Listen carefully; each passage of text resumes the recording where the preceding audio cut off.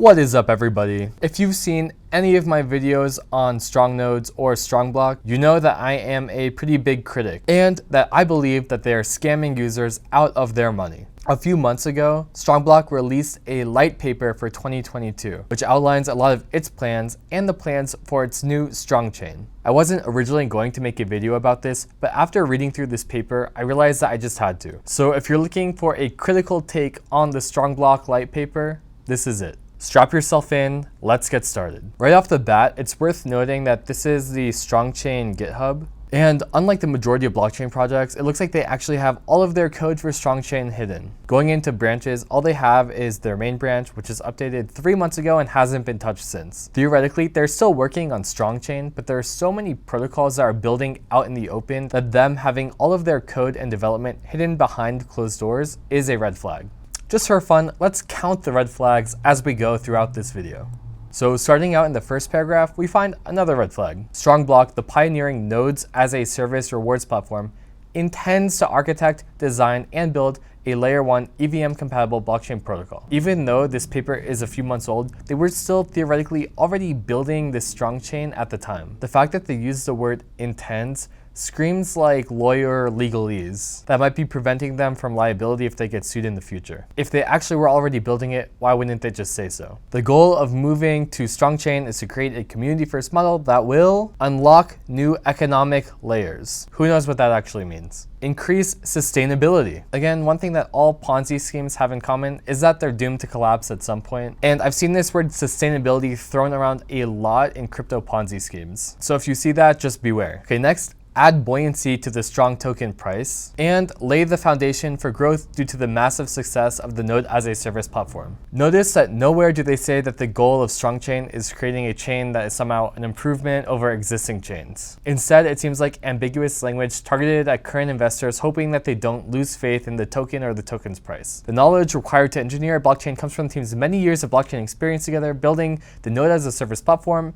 and the EOS blockchain software. It's worth noting that their node as a service platform that is supposedly so crazy technical is actually a very simple smart contract. And while I will never fault a project for not succeeding, EOS is kind of notorious for raising a ton of money from everyday investors and then basically disappearing.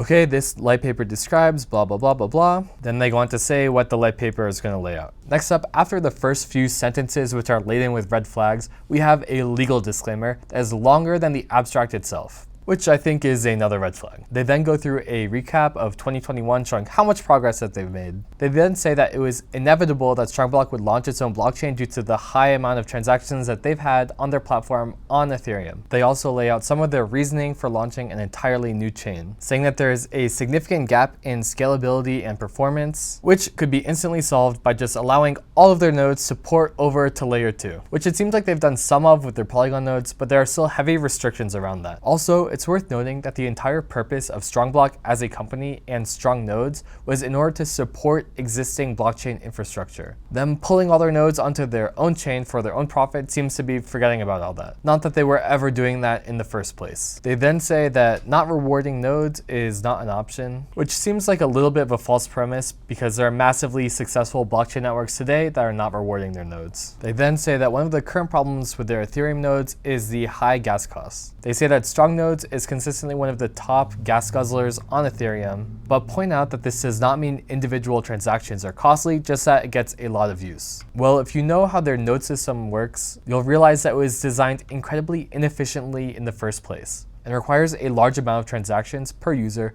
just to maintain and compound your nodes. They then say that new gas costs will be lower and the validator fees will be shared by the community. I think if you're going to judge StrongBlock on how good of a Ponzi scheme they've actually created, one of the biggest leaks is that a huge percentage of their investors' dollars are going to Ethereum gas fees, which to the StrongBlock founders is wasted because it doesn't end up in their pockets. Copying an existing blockchain and then porting your application onto it is actually not that hard from a technical standpoint, and it would ensure that the StrongBlock team can redirect those dollars that are going to Ethereum right now however they want. They then talked about some of the experiments for sustainability that they ran. It is interesting that this ETH 2.0 pool is one of the first outside sources of yield I've actually seen come out of StrongBlock. Maintaining Ethereum 2.0 validators as a service and then redistributing those staking rewards is a legitimate business. But my question would be, why would anyone want to do this through StrongBlock when there are existing services that are established that take just a tiny fee, such as Lido or Rocket Pool? Anyway, we get into their supposed solutions, which is the infinitely inflatable token, Stronger,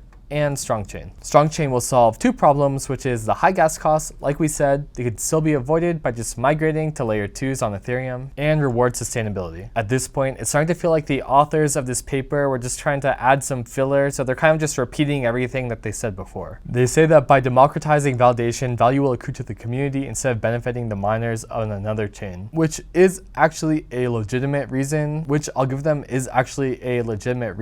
it doesn't mean that the consumers will end up being better off. They say that Strongchain will create an economy that will run on resources provided by the community, who are also the consumers of those resources. In this way, the ecosystem can now pay for itself. We have concluded that launching Strongchain will move the community closer to sustainability than any other action. They never really say that why having their own chain will somehow make all of their node rewards sustainable and make the price of their tokens stop crashing, but they seem very convinced, so let's give them the benefit of the doubt. Based on their deep experience across multiple blockchains, which is a stretch, they think that there's no use to try and reinvent or compete with other blockchains. AKA, it doesn't seem like there will be a lot of innovation in this new chain. Okay, so now we're going to get into some fun stuff, how they will actually democratize their validation. They talk about the current validator model where users stake tokens with validator nodes receive rewards, and they distribute those rewards to the staker. They say that for users that have delegated, the percentage allowed for them out of the total rewards becomes its own minigame of fighting for scraps between the other users' delegated positions. A lot of this just isn't true because the rewards you get are directly proportional to the amount of tokens that you're delegating to someone. And the vast majority of rewards in these proof-of-stake networks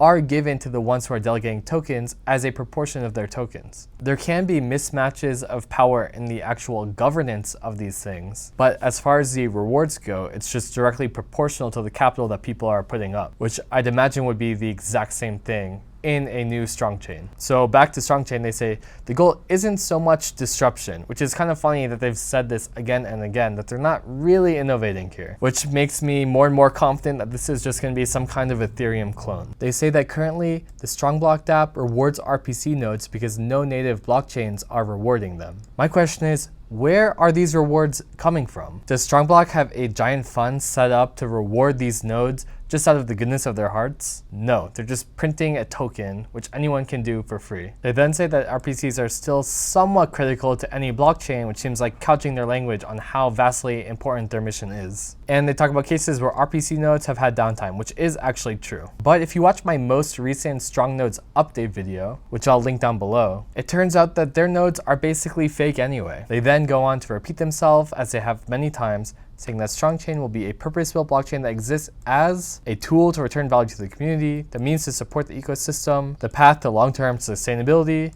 and the architecture that allows for future expansion and growth plans. This all sounds very nice and stuff, but still they aren't saying anything specific about how they're actually going to do this, other than they'll have some kind of validator delegator design that rewards the community, which all other chains still have. So I'm still not seeing any innovation here. So again, they talk about the Stronger token, which is already launched, and I just want to remind everyone, one of the key arguments of major StrongBlock supporters that Strong Nodes were not a Ponzi scheme was the fact that the Strong token supply was capped. So I guess that just goes out the window. Only 10% of these will go to community rewards, and the rest will go to marketing, community grants, and 60% for Strongchain protocol. There's no explanation for what this actually means, but it seems like this could be a little escape hatch for the StrongBlock team to sell these Stronger tokens to develop the Strongchain, which is really just going to be a copy of Ethereum or something anyway. I don't know if that's what this category actually is, but 60% is an insane amount of tokens for developing the protocol. They then outlined their roadmap this year, which is worth noting that things like entangled nodes, node migration, node transfer, and new protocols, some of which they've already launched, are really not that crazy technically under the hood. They then talk about their current Strong token, hoping that will become much harder to earn and much more valuable in the future. The harder to earn part might be true, but I wouldn't be so sure about the much more valuable part. So there you have it. That was the StrongBlock Lightpaper.